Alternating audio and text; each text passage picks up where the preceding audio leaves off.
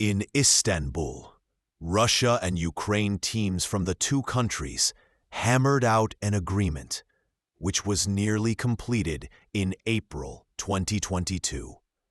And then, the United States and UK jumped in and told the Ukrainians, no, you keep fighting.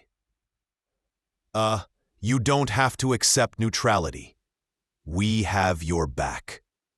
That was perhaps 1 million dead since then, because of the US, telling Ukraine, keep fighting, our proxy war. Well, all of this is to say that the proposals now on the table, as far as we can judge, are worse than what was on the table for Ukraine in April 2022, because Russia's made advances on the battlefield. Now, here's the brutal truth. What Jeffrey Sachs reveals is that a near peace in Istanbul was abandoned, not because it failed, but because powerful outsiders wanted the war to continue. In simple terms, a negotiable conflict became a proxy war. And once that happens, peace gets rises. His approval rating tends to be between 10 and 15%, which is maybe not even statistically different from zero. And his disapproval rating is 70 or 80%. Starmer, the Prime Minister of Britain, completely unpopular because Britain's in an economic crisis. The last thing the people of Great Britain or United Kingdom want is to spend a lot of money on fighting a war in Ukraine, for God's sake. This is the part, a war for NATO expansion. And across Europe, public support is collapsing along with leadership credibility. From Friedrich Merz in Germany, to Emmanuel Macron in France, to Keir Starmer in the United Kingdom. In simple terms, the public is broke, tired, and done with war. And when consent disappears, policy legitimacy soon follows. But these three leaders, Macron, Starmer, and Merz, have been warmongers. Why? Well, maybe they think if the Ukrainians are doing the dying, and the United States is doing the arming, and mostly paying for it, and maybe they're running up debt, or it's coming out of an EU budget, maybe politically for them it's better. Why not have the war there? I think it's absurd. I'm really disgusted with the European political position. And in the United States, the problem is Trump is a very vacillating, actually weak figure. His whole public persona is to individual. And so he has some advisors who rightly want the war to end. And then he has some standard neocon advisors. He had General Kellogg, an octogenarian general, who basically not a total hardliner, but pretty much a hardliner. And then he has creeps, like Lindsey Graham in the Senate, who's really, to my mind, the worst senator in the United States Senate. I think he's basically never right on anything. Richard Blumenthal of Connecticut, I find disgraceful. Who actually has said, well, it's the Ukrainians dying. This is, you know, the best that money can buy. Putting it just to explain, he said no Americans are dying. So this is a good investment for us. Leaders like Emmanuel Macron and Friedrich Merz can afford to sound bold because their people aren't the ones dying. The blood is Ukrainian, the weapons are American, and the debt is public. That's the political math. And, It's a cold want the war to end, and hardliners who see endless war as investment.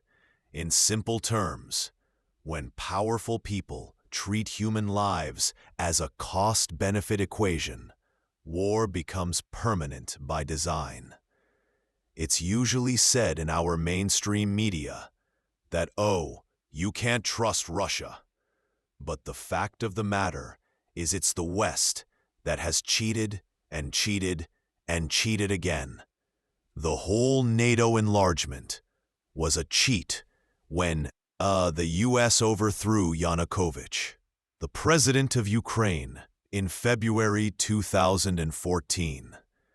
Obviously, that was a cheat, but it was followed in 2015 by the so-called Minsk Agreement, which was voted by the UN General Assembly, negotiated with Russia, Russian help to say this war will stop by giving autonomy to the ethnic Russian regions of the Donbass that were told you can't trust Russia. Yet the record shows repeated Western reversals from NATO expansion to the 2000 signed on paper but abandoned in practice, and the cost was paid by the people of the Donbass. Ukraine's losing on the battlefield, and there's nothing that Europe can do to turn that around. Then the idea was, well, Europe's going to buy vast amount of arms from the United States because Trump loves to sell armaments. It's his second job to selling golf courses. And he loves to sell arms. But even that we don't have.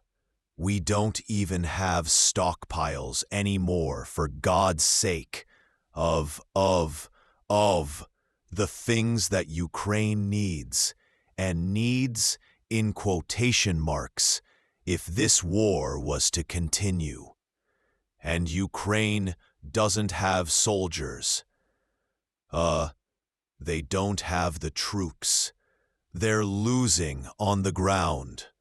So Europe is, and by Europe again, I mean Merckx, Starmer, Macronin, these three completely unpopular politicians. The math, even the idea that Europe can simply buy its way out through United States arms sales is collapsing. The stockpiles are thin, and Ukraine is running out of soldiers. And when Ursula von der Leyen is still treated as a decisive leader in this moment, it shows how detached Europe's political class has become from battlefield reality. I don't think Russia has any deep desire to conquer and occupy all of Ukraine, much less to go on to the Baltic states, or to invade Paris, or Berlin, or other crazy things that are being said right now. Russia does not want to be bullied by the United States. That's the core of what this is all about. The United States, by the way, back in the 1990s, didn't view Russia as a stalwart of a new multipolar order. It was the last thing on the minds of Brzezinski and his ilk. They thought the U.S. runs the world. It's a unipolar world. Brzezinski openly speculated maybe Russia will become a weak confederation of a European Russia, of a Siberian Russia, of a Far East Russia. They fantasized about turning Russia really into a completely broken state. What has happened since the 1990s is the rise of China. And the fact that despite Brzezinski's absolute explicit assurances in his writings in the 1990s, Russia and China found out that they're very complementary with each other. They fit well together. Actually, China needs Russia's resources. Russia needs China's great manufacturing prowess. Russia isn't chasing Paris or Berlin. It's resisting being boxed in by the United States. In the 1990s, thinkers like Zbigniew Brzezinski openly imagined breaking Russia into weaker pieces in a unipolar world. Instead, history took a different turn. Partnership. The West now fears. He actually fit quite well. And that's, I don't think, an alliance of convenience. I think it is a very strong fit in Eurasia. If I were Russia, I would absolutely continue a strong alliance with China in peacetime, because economically, very, very sensible. And this is basically, I think, what's happening east of the Middle East. In other words, most of Western Asia, Central Asia, Russia, Southeast Asia, and China are forming more and more continental, vast, rather interconnected, and a cooperative zone. One part of that is the so-called Shanghai Cooperation Organization, which is a very big part of Asia now, which cooperates peacefully as almost a security zone among themselves. Now they've started an economic initiative, and they're starting a new Shanghai Cooperation States.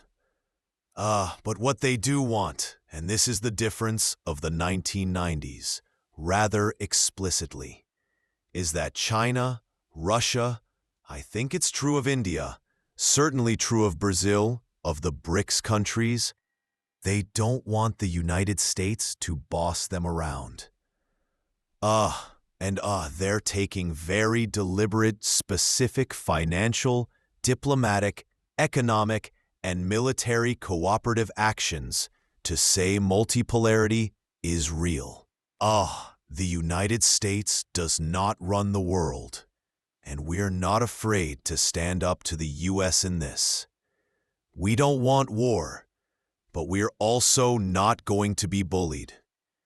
For Washington, this is quite tough, because the Washington outlook after the end of the Soviet Union, at the end of 1991, was we are the sole superpower.